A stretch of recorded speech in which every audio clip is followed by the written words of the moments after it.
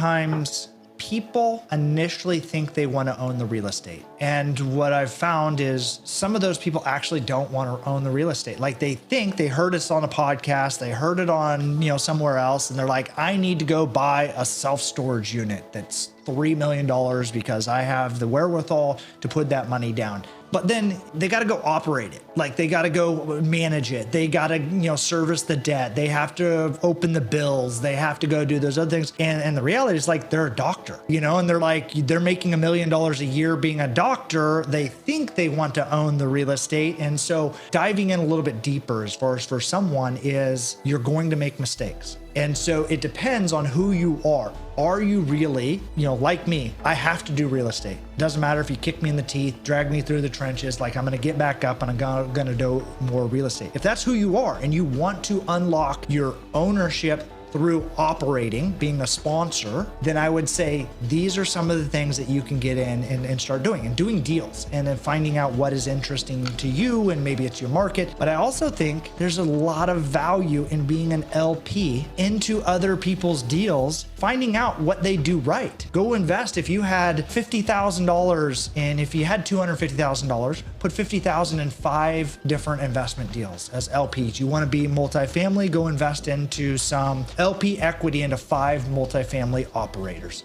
and see what they do. People, I think, have this sense that like they have to do it immediately and right away. Real estate is a long-term strategy for getting wealthy. And I think about this as a 10-year, a 20-year timeline, a 50-year timeline, but everybody's so in a rush that I have to make $50,000 or $100,000 this year. And I think that's the wrong way. You're setting yourself up for failure. Play slower, understand as far as the dynamics, and the more specificity that you can get around what you want to do, then you're gonna be able to find the right deals, the better advantages in your competitive market set or asset type.